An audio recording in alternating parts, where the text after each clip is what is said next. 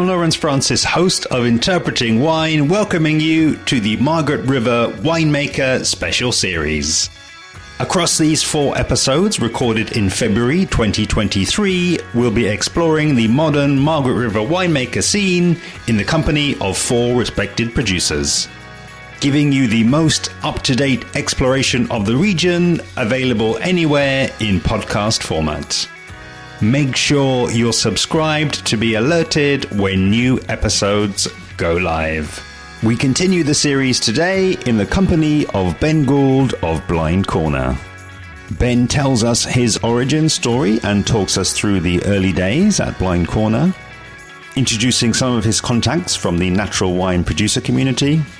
We discuss fruit sourcing before Ben takes us on a property virtual tour and shows us their cellar door. We talk viticulture and winemaking, and Ben discusses the export markets they'll be focusing on in 2023. Enjoy. We have a winery and a vineyard in Margaret River, and it is called Blind Corner.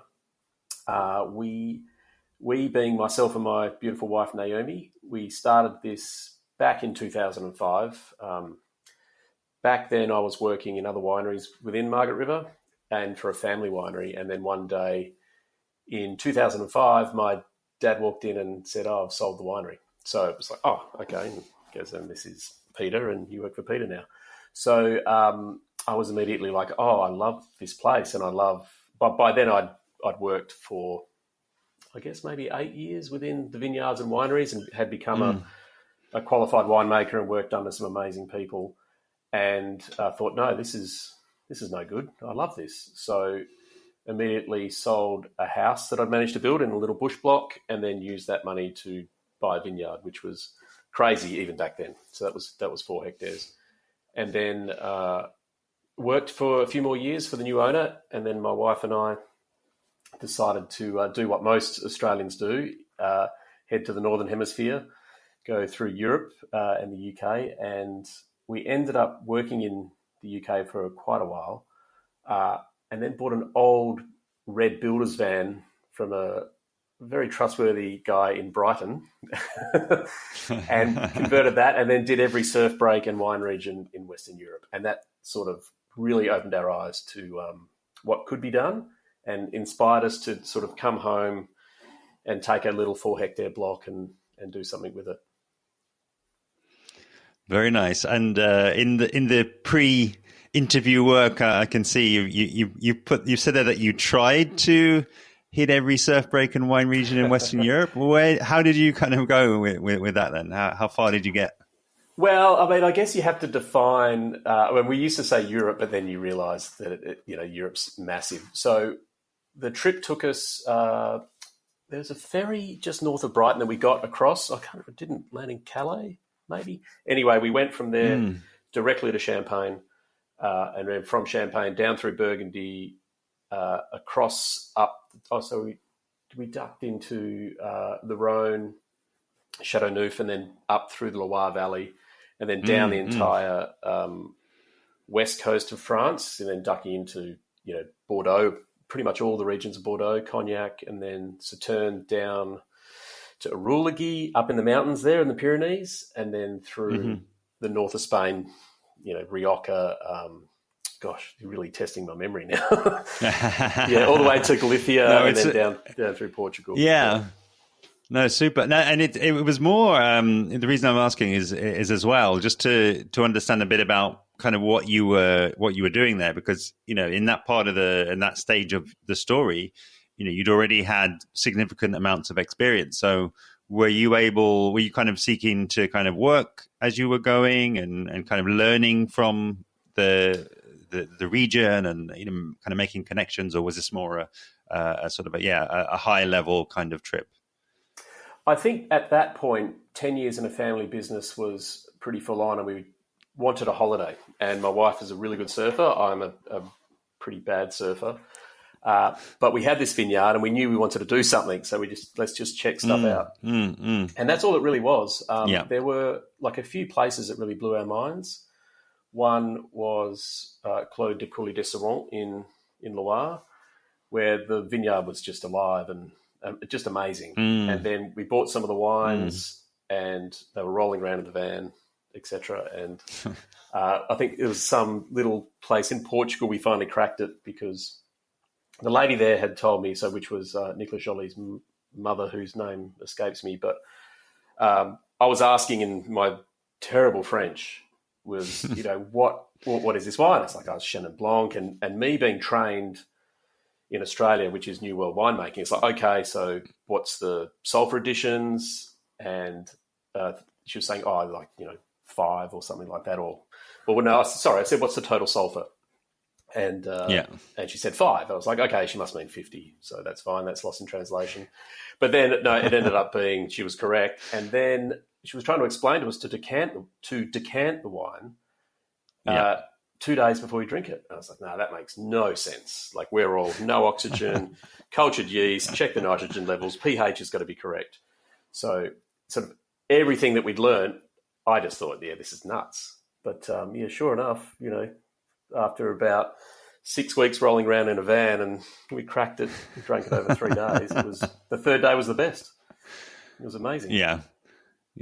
And you bring back good memories as well, because I interviewed 4 years ago, Virginie Jolie, and tasted those wines in London as well. So really, really great experience. So, but back to your story. It sounds as though then, an amazing trip. That I love that part of the world, Spain, Portugal, really, really cool. So, what kind of pick up the story with regards to this 4 hectares? Then, what did you then do when you came back with, I guess, all of this inspiration and all of these new ideas?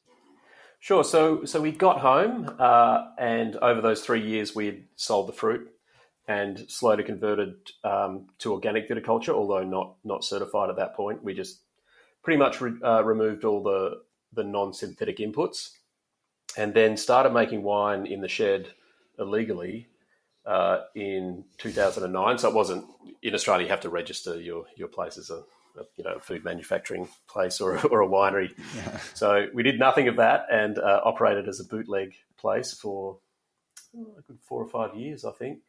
So I think the first year we had 3-phase power, which was amazing, but we had nothing to plug into it, and we didn't have any running water. So we managed to make wine like that. There's a few crazy stories there, but we ended up just making do. We had 4 hectares, we had energy, and we just used that to make the styles of wine that we did, which was at that point like an Amarone-style Cabernet, a skin-fermented Sauvignon Blanc, which hadn't been seen, so that sort of whole skin-ferment orange wine wasn't really seen at all. We did a Cremant de Loire style Chenin Blanc as a homage there, and then we had a single row of Shiraz Viognier, and then over the years, a single row of Viognier within the Shiraz block. And then over the years, we introduced like a Beaujolais style Shiraz, and then a Pétillant Natural, which again had not been seen. And it just sort of grew from there. I mean, initially it was pretty tough. I would drive to Perth, which is our capital city of this state, to sell the wines. So we did everything, the vineyard, the winemaking, the sales. And that's about a 3-hour drive. So I'd get up quite early, drive to Perth, show the wines around, maybe do 5 or 6 appointments, and then drive home. And I remember going initially up there for 2 weeks, over 4 days, and came back and hadn't sold a bottle. It was no one had really understood, why is this wine cloudy? What's going on here? So but slowly over time, we had a few brave sommeliers start taking on our wine, and then the worm turned, the natural wine scene exploded, and we sort of got dragged along with it without really considering ourselves natural at that point. Got you. And what sort of year are we talking about here? Then where I guess you're saying the momentum was still building, and you were maybe still pushing this rock up the hill. Yeah. So the first vintage was 2009, and then that was released in 2010. So in fact, the first skin ferment we did was 2009, and I threw that one out. That was rubbish. So then So I've made a lot of really, really bad wine, but it was the only way to sort of learn. The good thing is we never released it or unleashed it onto the drinking public. So 2010, 2011 was sort of the years. Okay, cool. Yeah, and it sounds as though, it's interesting as well. That's not a huge amount of time, but it sounds as though actually the kind of the acceptance and the scene has kind of completely, revolutionized and has moved on a lot since then. Oh, exactly. Yeah, that's right. So Petillon Naturals or Pet Nats in this region, I think almost everyone makes one now. It's crazy. And, with things like Rootstock, which was a huge natural wine fair that was here that ran for 5 years, that brought a lot of, focus onto the producers who were making that style. So that helped. Yeah. Very cool. And I guess, final point around that kind of time, really. But, again, something that you mentioned, which was around the kind of small community that was kind of forged and started to develop. I mean, was that kind of other producer driven? Was it focused on Margaret River, or was it sort of kind of making, I guess, continuing those connections with producers from kind of all around the world? Yes. Well, so within Margaret River, there was no community when we started. There was a community around Australia. So when we would travel for sales to the east or to these festivals like Rootstock, it was great. You could chat, and it was a like-minded bunch. I was introduced to a guy here at the pub, which was amazing, which is we tend to meet most people, by a friend of mine, Josephine. And she said, "Oh, this is Evo." And I said, "Oh, hi, Evo.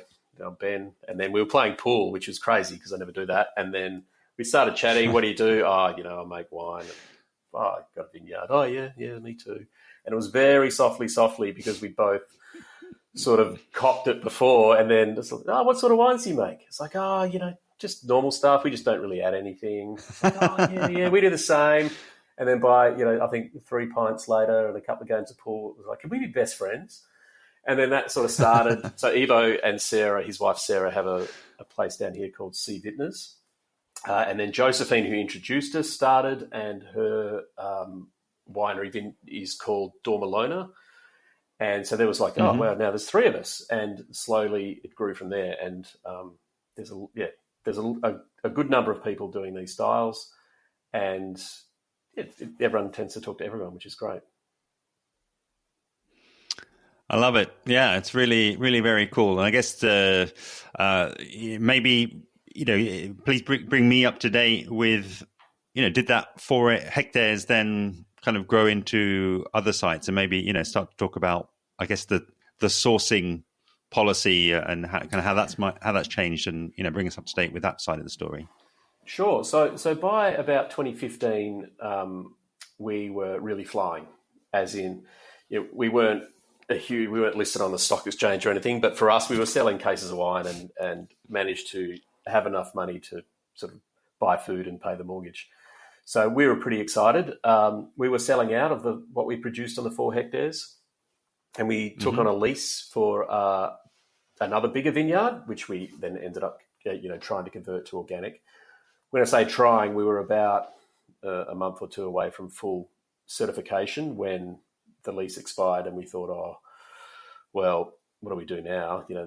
If we're going to be doing all this work, we want to be doing it for ourselves and have that security. So convinced, we had a really good bank manager, they do exist, and he backed us, and we said, look, we're selling this wine. We've leased this place for a few years. We want to buy one for ourselves. Will you back us to buy this vineyard? Which was massive. I'm here now. It's massive for us. It's like 19 hectares. So it was 5 times the size almost. But everything was bigger. So 5 times the size. The sheds were 5 times the size. Again, I'd learned, so we made the wineries legal here, which is pretty cool. So I'm a legit human now.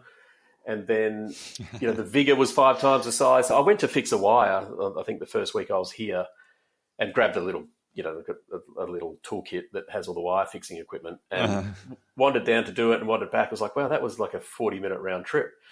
So the scale I wasn't used to because we sort of like lived and worked on this 4 hectares. Yeah. And you walk around it fairly quickly. So that was in 2015. We did a lot of grafting. We put some varieties in that we felt like we wanted to grow and we were inspired to grow from our travels, and converted to organic. So we've been certified organic and biodynamic here for a few years now, fully certified maybe 5 years. COVID sort of throws the calendar out a little bit, but I can look that up and let you know. Yeah. And then, so everything's sort of grown here, made here, and we have our own bottling line as well.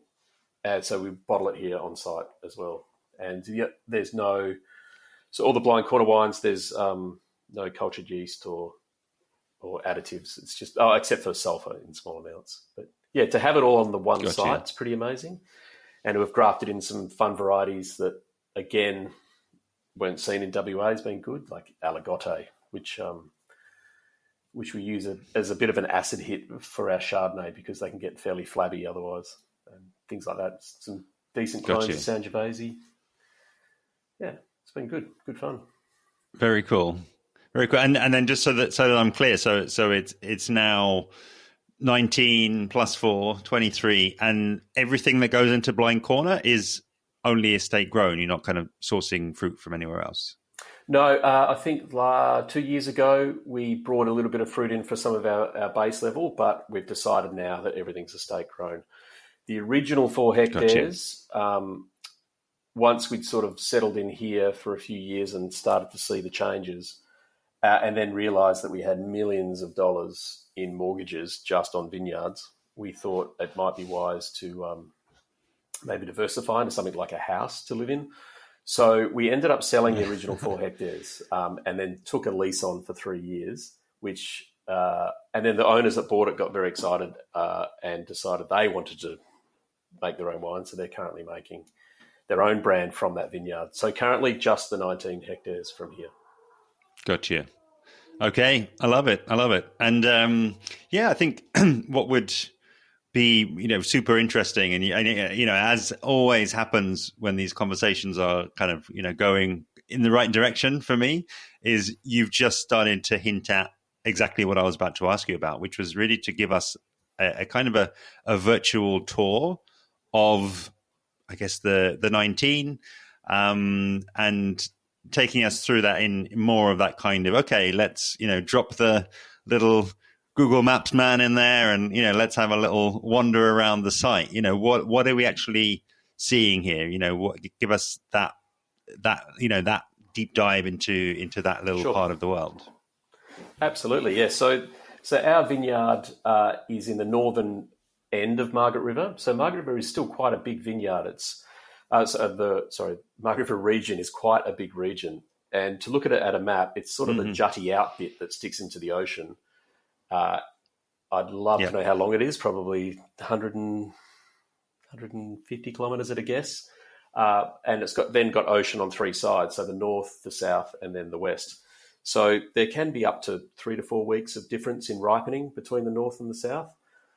In the north here, we're about 4 kilometres from the ocean, which is due north of us. And then we have about 8 kilometres to the west, we have ocean as well. So I don't know, 40,000 years ago, this was a seabed full of dinosaurs, if I've got my history right. But so now it is about, so walking onto the vineyard, we have huge amount of bushland, natural bushland here, full of marri trees, jarrah, she oak, which the bushland here itself is bigger than our entire original vineyard. Then there's a huge water, a dam full of a local crustacean called marron and, some birds and wildlife. And we have the 19 hectares of all different varieties where the winery is sort of in the middle of the property. And because we've been doing a lot of soil work over the years, which is part of organics and biodynamics especially, we've been building the microbes in the soil and then doing a lot of crimping in the mid-row so we don't mow anything. We basically grow these big cover crops, which sometimes get as high as, 7 foot. Well, they're certainly taller than me. I'd like to think I'm 6 foot, but I'm just shy. And then then we will crimp them or we'll fold them down, and which is great because it stops the hay fever a bit, but also, traps in moisture, carbon, helps microbes grow.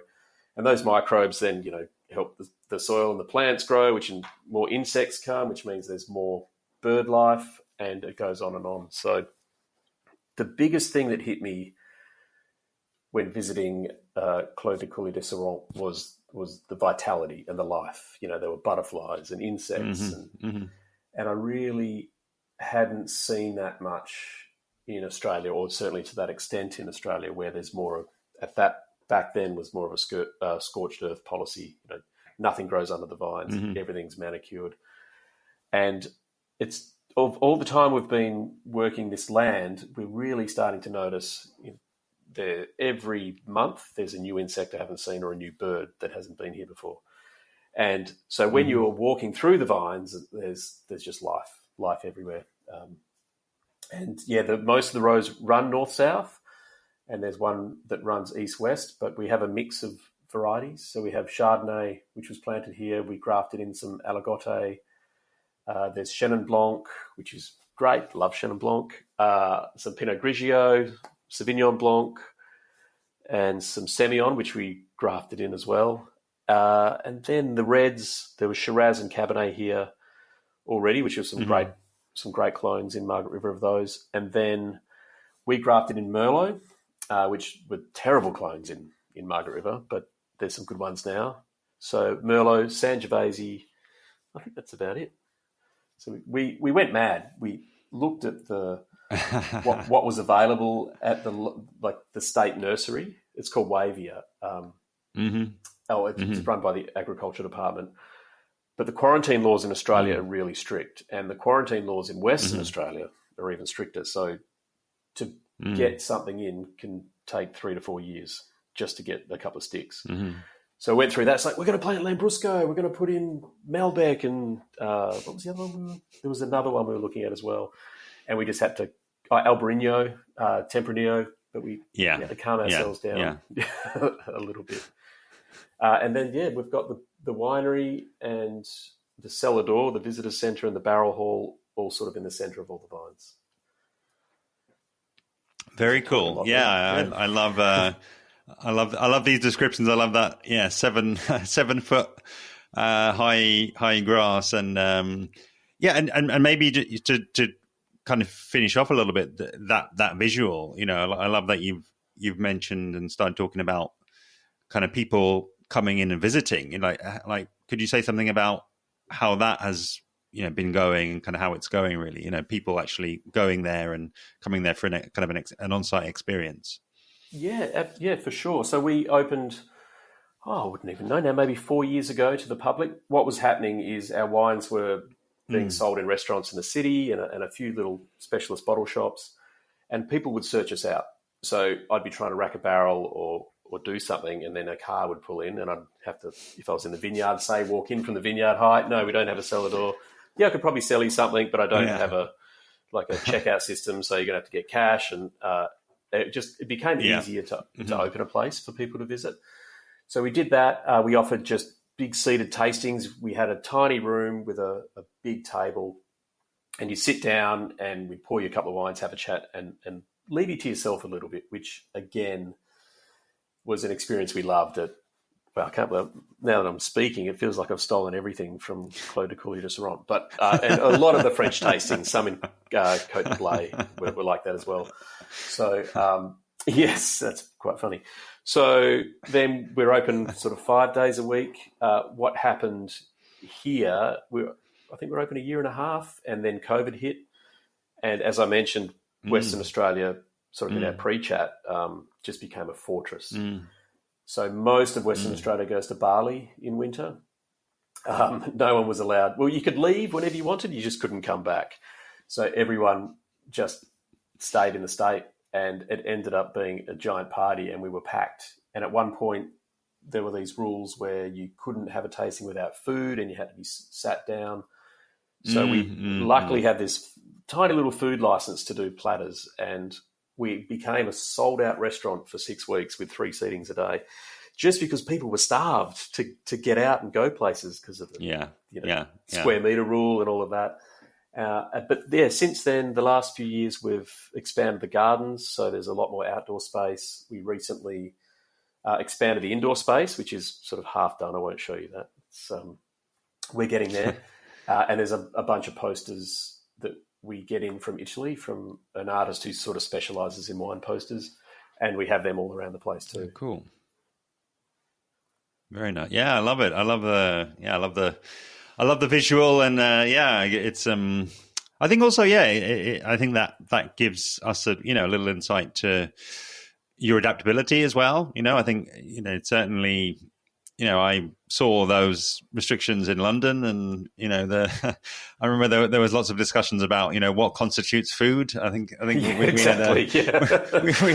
we had a lot of discussions about does a Scotch egg constitute a meal. So I think that was the test. That was the line. A packet of crisps, no, but a Scotch egg, yes. There's meat, there's crumbs, there's actually some kind of cooking, some kind of expertise that's gone into making that.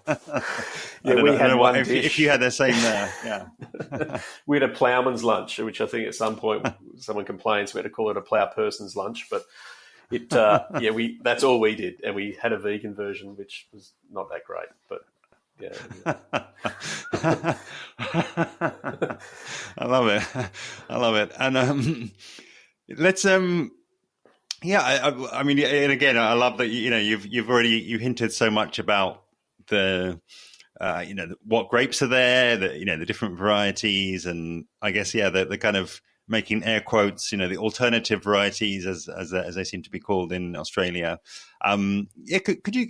I mean, I think we can maybe hint, but I think what would be great would be to just explore a little bit more, maybe through some examples. From the viticulture and the enology side of things, because again, I know I have listeners and myself, we kind of like the geeky details, we don't mind getting into, what is actually happening there. So, by all means, go deep and, let us know again, what's going on in the vineyards, and then also what's going on in the cellar as well. Okay, great.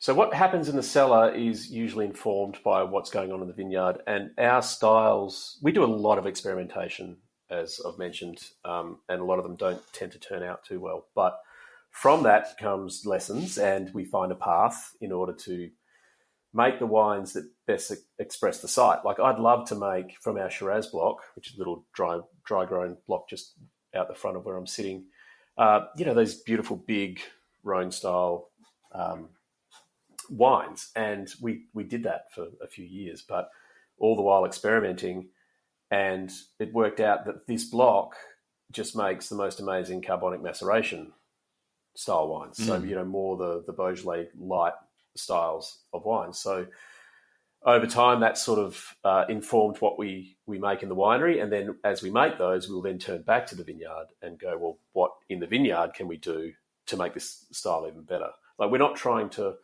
force the grapes into, I guess, a pigeonhole of what is expected to be grown within the region. Saying that, some of our techniques can be considered quite forceful. So I'll give you a couple of examples. So both... Cool. I could go... Okay, no, I'll just do two. So a very simple thing that we did in the vineyard was we have Chardonnay here. We looked at making a very an unwooded style, which was okay. And then we made a sparkling style, but I kept falling back to the generosity of the Chenin, so I'd rather do it with that. And we would pick these wines because we watch all the... So right now we're 1 week away from picking Chardonnay here. So we're testing all the time, and we're watching the sugar levels, which is slightly important to us, not hugely important, but we're watching the acid levels because we have so much sunshine here, we can get as much sugar as we want, but the acid tends to drop fairly quickly. And because we choose not to add acid in the winery in order to fully express the site, we need to catch it at a certain point.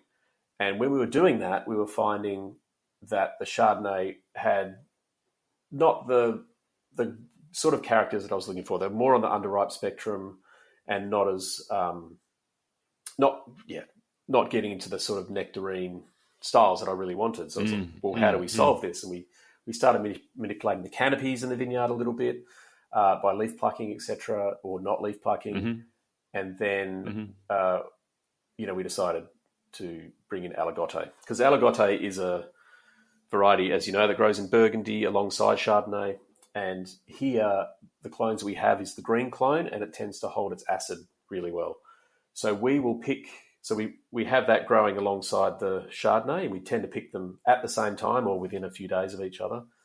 And that really holds its acid. So we'll pick the Chardonnay, and that might come in at sort of, 8 or 9 grams per litre. And then once it goes through Malo, because all of our wines go through Malo as well, so I should have said that. So then we don't need filtration or high sulphurs or anything. So once you do that, the acids drop again. So we can be picking Aligoté when it's at sort of 17 grams of acid, where if you try and drink that, it hurts you. It gives you an instant headache. But at sort of 3% of the blend, it sort of buys us 7 to 10 days of ripening for the Chardonnay, which is great. So we do get the ripeness, the right flavours we want, but still keep that acid line to maintain freshness.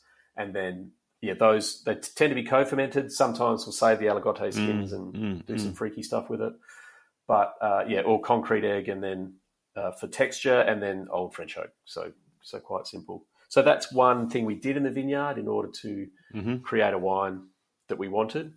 Another example goes back to that really crappy skin fermented wine I made in 2009, which just ended up being really great. It tasted like pickle juice. It was really strange. But what the idea we came up with was we'd make these wines. Sauvignon Blanc in Margaret River is really expressive, but you can get a phenolic hit, so it can be quite bitter at the back. And it was like, how do we get rid of these tannins? We can use fining agents. We just choose to not use fining agents. So what things can we do? We can press it really gently and then use that. That's great. But then what do we do with the other sort of 20 to 30% of juice that has come off this wine? We looked at hyperoxidation, which is like just, racking it over until it turns brown like Coca-Cola and all the phenolics disappear, but you're losing a lot of freshness. So we decided to have this. It took a lot of beer to come up with this, but I thought if we handpicked a certain amount of these grapes and we dry them out on a rack into raisins, and then we skin fermented them, and then we use that to top the barrels, because when you're fermenting Sauvignon Blanc, barrel fermenting anything, you can't go to full height, otherwise it just, spews out everywhere from the top of the barrel through the bung. So you ferment at a low level, then you have to sort of consolidate and top the barrels up. But if we top them up with this air-dried wine, then the tannin structures that we created in the wine would grab all the phenolics, drop them out as sort of sediment, and here we go. I've sort of made my own fining agent from the grapes. I thought, this is fantastic. So at that point, I was working at another winery doing the graveyard shift. So that was 7 p.m. to 7 a.m., just tipping bins of fruit into crushers and pumping things around. Then I'd go back. So 7 a.m. I'd go to my little place, do some stuff in the winery, do some picking or whatever. And then generally go home about 9 o'clock, have some cereal, crack a beer and go to bed, and then get up at 7 p.m. and do it all again. And so I did all this air drying, and I was punching it down on the way to work and on the way back, and then pressed it, put it into the barrel, came back the next morning. I can't remember, it might have been the next morning after I finished my shift, and had a look and thought, I've nailed it. And had a look in the glass, and it was brown. It had gone completely brown. I was like, this is terrible. It's not going to work. So I'm too tired. I need to go home. I've just finished the big shift. I'll come back tomorrow. I'm just going to tip it down the drain. There's another year lost. Came back the next day. Was about to sort of siphon it. We didn't have any pumps or anything at that point. So I was like, I'll just have another look. So I had another look, and it was like bright green. I was thinking, what's wrong with me? Like, this was brown yesterday. I'm not really sure what's going on. I was like, I don't know. I'm sleep deprived. Something's happening. But it was really fresh, and there was no bitterness, and it was beautiful texture and some really dried herb characters to sort of go with all the Sauvignon Blanc characters. So I went deeper, had a look, still green, went all the way to the bottom and had a look, and it was brown. And what it was, when I looked closely through my sleep-deprived eyes, was like hundreds of brown dots, which was the sediment forming from the bitter compounds and then falling out of sediment, to the bottom. And I was like, oh, this is it. So that's like a very forceful way of using grapes in order to achieve, an outcome that you're looking for, I guess. I love it. Yeah, so it's a great example, and I think it's it's as you say, forceful is one way to describe it, but I think also it comes across to me totally as lateral thinking, as you say, getting the way to work naturally and to try to use what else you've got around you. It's, to me, it's a little bit like an artist. It's like, okay, I've got all of these other colors and materials that I can be using, and it's like, okay, how do they all then fit together? Making this kind of I guess system, really, for want of a better word, that's actually still kind of legit to me and is still in line with my philosophies and my approach, but is still making wine that's tastes good. Which ultimately that's where it's at, really, isn't it? I think it's got to taste good in the glass. That's right. Well, I'm like the artist that never shows you my really bad drawings. Yeah. Very cool. I totally love this conversation, and we're sort of now in last question really before closing. But I do want to give you an opportunity. I guess now the party, I guess, is probably still going on in Western Australia, but hopefully these wines are then kind of going out there into the world as well, and spreading a bit of that love around different markets. So I kind of reached out, and I understand that UK might be a market that you're looking at, but maybe talk to what are some of the existing places that you're exporting to, and where these wines are being enjoyed. Sure. Yes. So we are looking at the UK after our time, especially living there. We pretty keen to get back to see family and friends after the events of the world. But so we'll be across in, I think, October, and we're starting to think about putting some feelers out now. But at the moment, our wines are available in our state of Western Australia, and then across the other states, in capitals like Sydney, Melbourne, Brisbane, Tasmania, Adelaide. We export a little bit to Singapore and to Japan, also to the south of France, crazily enough, and Germany. Yeah, and we're starting into the US again. We sort of took a bit of a break there. I guess our biggest challenge is supply in some ways. I mean, we've been it's sort of a perfect time for us to come out into the world as they sort of start to close, not so much close the party down here, but the party goers are starting to spread their wings and head to other places. Going forward, we want to spread our wings and start looking at other markets. Our main objective is to sell to places that we'd really like to visit, which has always been our modus operandi. So the UK, we're coming back. A huge thanks to today's guest, Ben Gould of Blind Corner. Make sure you visit blindcorner.com.au, where you can learn more about the project and find their main social media handles. Please help to amplify this episode and the Margaret River Winemaker series by sharing the direct link, which is interpretingwine.com/503. You can find links to all episodes from the series in the description below. And of course, I'd love to have you following along with me on social media, where I'm at Interpreting Wine on Instagram and Facebook, and at Wine Podcast on Twitter.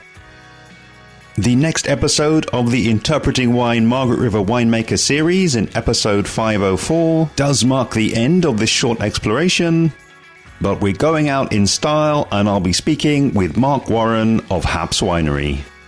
Make sure you're subscribed to be alerted when the episode goes live.